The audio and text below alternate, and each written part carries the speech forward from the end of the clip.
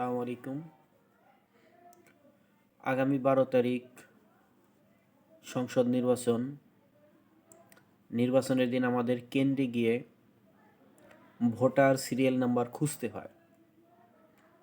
সেটা আর খুঁজতে হবে না, আমরা এখন ঘরে বসেই সেটা বের করতে পারবো। কিভাবে বের করব এই ভিডিওতে দেখাবো। আমরা এখন চলে যাব স্ক্রিনে। প্রথমে আমাদের যেটা করতে হবে, গুগল প্লে স্টোরে চলে যেতে হবে। তা আমরা গুগল প্লে স্টোরে চলে যাব। গুগল প্লে স্টোর থেকে এখানে সার্চ করব, আমরা সার্চ করব smart election commission. Smart election commission লিখে সার্চ করলে এই যে নিচে দেখা যাচ্ছে স্মার্ট ইলেকশন কমিশন। এই অ্যাপটা আমরা ডাউনলোড করব, ইনস্টল করে নেব। অ্যাপটা ইনস্টল হচ্ছে, কিছুক্ষণ সময় লাগবে। ইনস্টল হয়ে গেছে।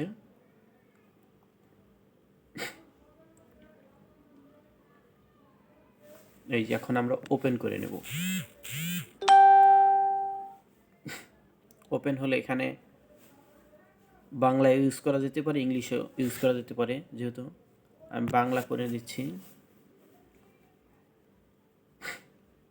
বাংলা হয়ে গেছে। পূর্ববর্তী নির্বাচন সমূহ অনেক তথ্য রয়েছে এখানে। তা আমরা জাতীয় সংসদ নির্বাচন চলে যাব। এখানে অনেক তথ্য রয়েছে,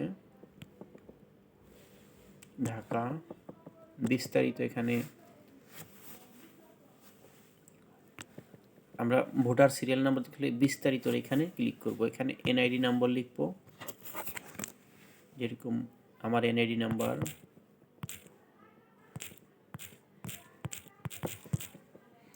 এরপর নিচে জন্ম তারিখ সিলেক্ট করে দিতে হবে।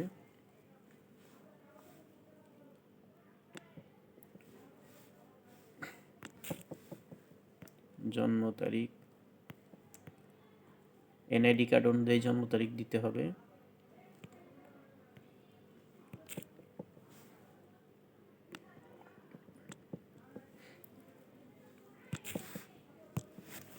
জন্ম তারিখ সিলেক্ট করে দিলাম। এই যে এখন যাচাই করুন, এটাই ক্লিক করলে এই যে ভোটার সিরিয়াল নাম্বার চলে আসছে। ভোটিং ক্রমিক নম্বর 429। এই 429 নাম্বার সরাসরি কেন্দ্রে গিয়ে ভোট দেওয়া যাবে। এখানে 429 নাম্বার ভোটার ক্রমিক নম্বর এবং কেন্দ্রের ঠিকানাও এখানে দেওয়া রয়েছে। এইভাবে ঘরে বসেই আমরা ভোটার সিরিয়াল নাম্বার জেনে নিতে পারি, আমাদেরকে কেন্দ্রে গিয়ে আর খুঁজতে হবে না।